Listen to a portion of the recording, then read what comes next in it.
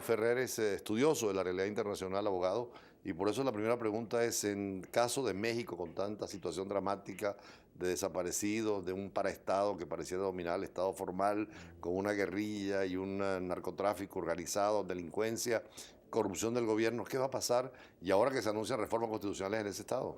Sí, sí, realmente hay quienes sostienen que el Estado mexicano se encuentra en una anomia, ¿no? Y que hay quienes hablan de Eso es Estado sin fallido. leyes, ¿no? Anomia. Anomia, desintegrado. O sea, el Estado se desintegró, hay quienes hablan de un Estado fallido y es tanta la gravedad del deterioro de las instituciones que el propio presidente Enrique Peña Nieto ha propuesto una reforma constitucional, que si tú ves una reforma gravísima, Julio César, porque es una reforma donde puede el Congreso mexicano disolver un ayuntamiento completo, es decir, un municipio, en caso de que considere, haya indicio de que las estructuras del municipio, como en el caso de Iguala, han sido penetradas y dirigidas por el crimen internacional. Sin embargo, vi que también le están poniendo acento a la persecución social, porque es en los estados más Bastante. pobres donde hay más narcotráfico. Hay que desarrollarlo como es lugar, ¿no? Hay una gran desigualdad. México toda la vida ha tenido una gran desigualdad. Estamos hablando de un estado que tiene 140 millones de habitantes, más o menos, y que donde incluso hay problemas gravísimos en el DF mexicano con agua. El DF mexicano es una de las ciudades más superpobladas que hay en el mundo. Y esa desigualdad, aunado al hecho del hacinamiento de la población, ha originado todos estos problemas que Esos hay. problemas de México se podrían expandir, extender, contagiar a otros países de América Bueno, Latina. de hecho, ese problema México se lo contagia El Salvador con las maras. Eso viene de El Salvador, viene de Guatemala, viene de Honduras. Recordemos que toda esa actividad de narcotráfico, incipientemente de mafia, viene de las maras salvadoreñas, que después penetraron los aparatos estatales mexicanos, fundamentalmente policías, porque ¿quiénes conforman esos grandes carteles? Que si los templarios, los Zetas, exmilitares y exfuncionarios policiales mexicanos, que son los que se dedican a eso. En México está ocurriendo algo mutatis mutandis, lo que ocurrió en Rusia, Claro. con la caída de la Unión de Repúblicas Socialistas Soviéticas, mafias rusas, sí. que la élite del ejército soviético y del Partido Comunista Soviético se apoderó y son los llamados ahora oligarcas, que son los jefes de las grandes mafias. Ahora, en América Latina, casos como en Brasil, Venezuela, se habla de mucha preocupación del tema de la seguridad, de esas mafias que puedan hacer esos grupos armados. ¿No es peligroso con el caso mexicano? Sí, claro, por supuesto. Es que México se encuentra ahorita como se encontraba Colombia en los años 80. Es como una reedición de lo que ocurrió en Colombia. Sin embargo, sabemos por Colombia que si hay un gobierno que se disponga realmente con políticas serias a confrontar una situación como esa, es posible detener.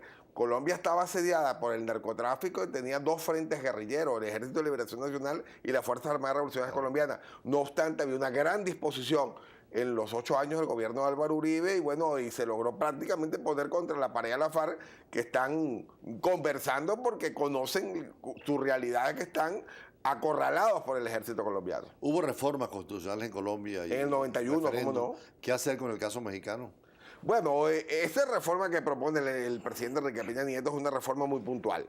Es una reforma correspondiente a la posibilidad de disolver los ayuntamientos, y también está lo relativo a hacer desaparecer las policías municipales para que el Estado tenga un mayor control y solamente haya policía nacional y policías estadales. Los 32 estados sean los que tengan policía. Pero es algo muy puntual realmente lo que está proponiendo Peña Nieto. No sabemos si realmente si se va a profundidad a reformas constitucionales. Recordemos que esa constitución fue la primera en iniciar y darle contenido social, como pionera de las constituciones de América Latina. 1917, la famosa 1917. Querétaro se llamaba. Querétaro, la constitución de Querétaro, todavía se llama así. Ahora, España, ¿hacia dónde va con todo esto? Porque se habla también de reformas constitucionales, hay el problema de los separatismos, las autonomías, el problema de la corrupción en el Estado español, fuerzas nuevas políticas aparecen con muchísima irrupción en el escenario político. Es necesario tocar la Constitución Española de 1978, que acaba de cumplir ahora,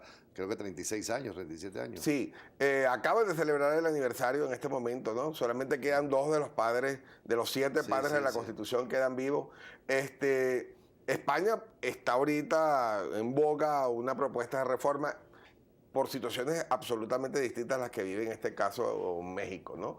España tiene un problema serio que se vive en varios lugares de Europa con relación al separatismo, los llamados nacionalismos periféricos, y concretamente Cataluña, ¿no?, ha forzado muchísimo a una revisión de la Constitución. Vemos que hay sectores como el PSOE que están de acuerdo, mientras que otros sectores como el PP dicen que no se requiere reforma constitucional. ¿Pero ha habido alguna reforma ya en la Constitución española? Sí, ellos lo hicieron con relación al Tratado de Maastricht. Sí, ellos realizaron una reforma para que los ciudadanos europeos tuviesen capacidad del denominado sufragio pasivo, la capacidad de ser electos alcaldes cuando vivían allá, y también con relación a la deuda posibilidad de incorporar europea de la deuda europea también. Fueron 2 artículos puntuales. Ahora es algo mucho mayor porque se está proponiendo, hay quienes hablan de revisar el capítulo correspondiente a la corona. Sabemos que hay ahí una suerte de gazapo de la denominada ley sálica, donde el hombre prevalece por encima de la mujer. Ellos quieren eliminar eso porque denominan que es conculcatorio de los derechos de la mujer, que si hay un varón, él prevalezca por encima de la mujer, aunque haya nacido ella de primero en el trono de España. También se habla de la revisión de los estados de la autonomía. Algunos creen que el federalismo es la forma que le convendría allí a España, y otros quieren hacer un mayor acento social, en la parte social de lo que es el Estado terminando español. ya, si hay un techo en Europa para cualquier constitución, porque hay compromisos de la Unión Europea, ¿no? Claro. Ellos tienen que estar siempre dentro de lo que es la unión, el espíritu de la unión y lo que se pretende. Recuerda que todavía está en ciernes de formación la denominada Constitución Europea. Claro. Entonces, ninguna constitución puede estar por encima de lo que se prevé con relación a formar parte de ese gran bloque de 27 estados. Finalmente, los separatismos, nacionalismos periféricos no es exclusivo de España. Lo vimos hace poco en Escocia.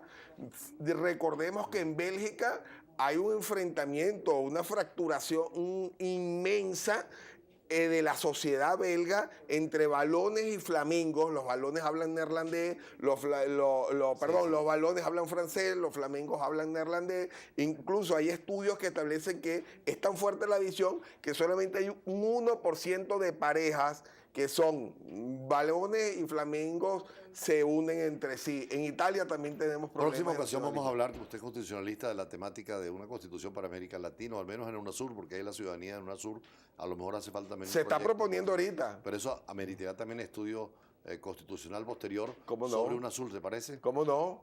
¿Qué elementos podrían ser para eso? Sí, bueno, mira, ahí lo que se está hablando de crear una gran nacionalidad, el gentilicio de suramericano, y que todos tengamos un solo pasaporte, algo así como el pasaporte europeo, y podamos simple y llanamente con el documento de identidad, la cédula o el equivalente a la cédula, como le denominen en cada uno de los estados, transitar libremente por toda América del Sur. Eso es lo que se está planteando. Bueno, muchísimas gracias siempre a Leonel Alfonso Ferreres.